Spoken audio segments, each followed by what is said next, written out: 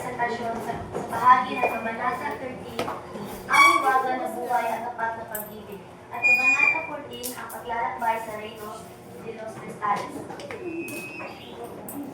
Yes. Kabanata 14. Nagpatuloy sila Juan sa paglalakbay upang masugatan ko ng ngunit hindi ang kanyang kalooban. Sa gitna ng dilim, isang mahiwagang maganda ang lumusukot. Diyos ko! Kaunting lakas pa! Saan nagaan? Binata, bakit nilagpasan mo ang daigdig? Ito, kumain niyo muna. Ginoo, patawad po. Ngunit, tila nabubulok na itong tinapay. Maaari ko ba itong kainin? Ang matag ay madaling madaya awan. Tikman mo at nalalaman mo ang katotohanan. Kisarap, tila hindi ito galing sa lupa. Ano itong hiwaga? Ako ay isang tagapagbantay. Ano ang pakay mo rito? Hinahanap ko ang Reino de los Cristales. Alam niyo po ba kung saan? 500 taong na po rito. Ngunit hindi ko narinig ang lugar na iyan. Ngayon pa man, sa iyong kababaan loob, tanggapin ko ang barong ito. Barong? Para saan po ito? Ipakita mo ito sa aking kapatid sa susunod na bulok. Siya ang mas nakakaalam. Sige na, humayo ka na bago ka dumili. Salamat po, matandang banal. Hindi ko ito malilimutan ang iyong tulong. Sa pag-alis ni Don Juan, muling naiwang ang katahimikan sa gubat habang tinatakap niya ang landas patungo sa susunod na bahagi ng kanyang katapatan.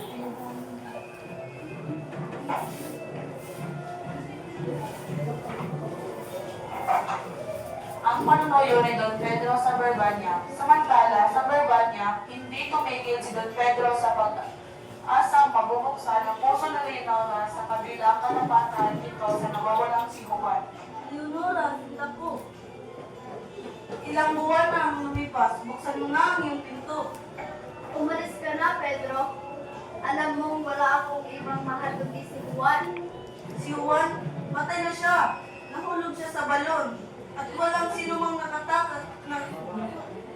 nakaligtas doon. Kahit mamamatay siya, ang puso ko ay sa kanya pa rin. Ang tapat na pag-ibig ay hindi namamatay, Don Pedro. Ako ang narito. Ako ang magiging susunod na hari. Ibibigay ko sa iyo ang lahat ng ginto sa Barbanya. Ang ginto ay kumukupas, ngunit ang pagtataksil mo sa iyong kapatid ay kailanman di mabubura. Pag matigas ka man, Leonora, darating din ang araw na mapapagod ka rin sa paghihintay.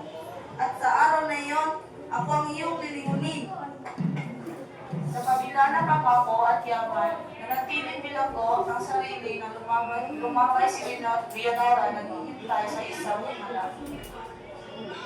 Pagkatapos ng mahabang paglalakad, narating ni Don Juan at kinakuloonan ng ikalawang ermitanyo, isang panibagong pagsubok ang naghihintay sa kanya sa bahaging ito.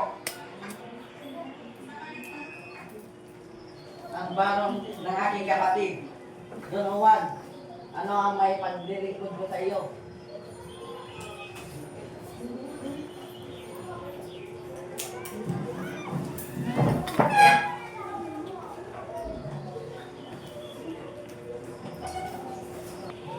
Upang marating ang Reino de los Cristales, sabi ko ng kapatid, ay pagtulungan niyo ako.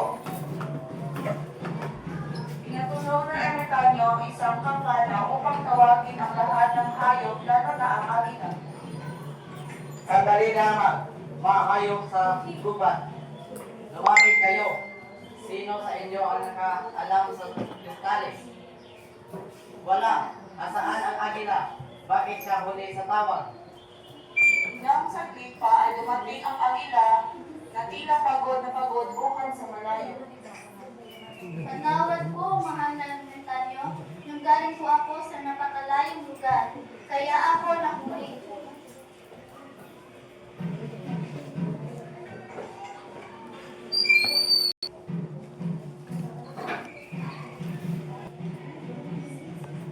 Patawad po, mahal na ermitanyo, nanggaling po ako sa napakalayong lugar, kaya ako nakikita.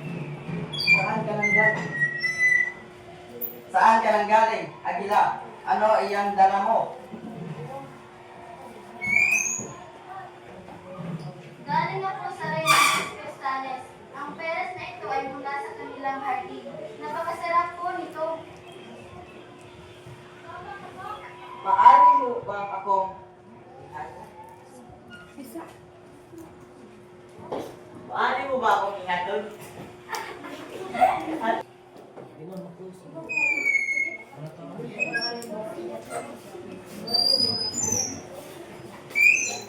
Malayo po iyon, Prinsipe. Isang buwang lipas sa ibabaw ng malawak na dagat. Handa ka ba sa hirap? Handa ako kahit sumay ko ay itinaya. Pag-ibig ko lang ang kariyan iyon. Agila, ihatid mo siya. Ito ang huling pag-asa ng prinsipeng ito.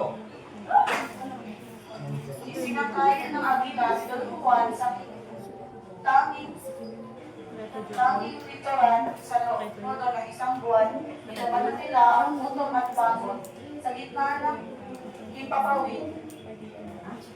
Huwag kang bibitaw, Juan. Malakas ang hangin dito sa itaas. At sa wakas, natanala nila ang hangganan sa kanila pang paglalakbay. Ano ba ang layo, Agila? Tila wala ng katapusan ang dagat.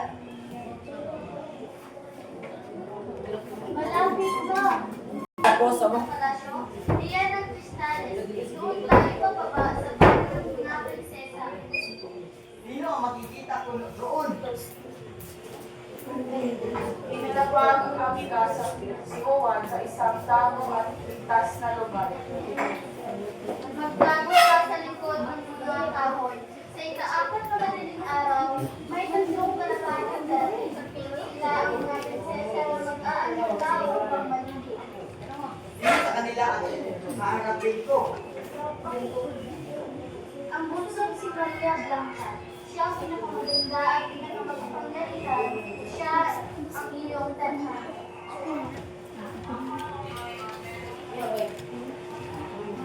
Salamat, Agila. Mararamdaman ko na malapit na ang katapusan ng aking lusa.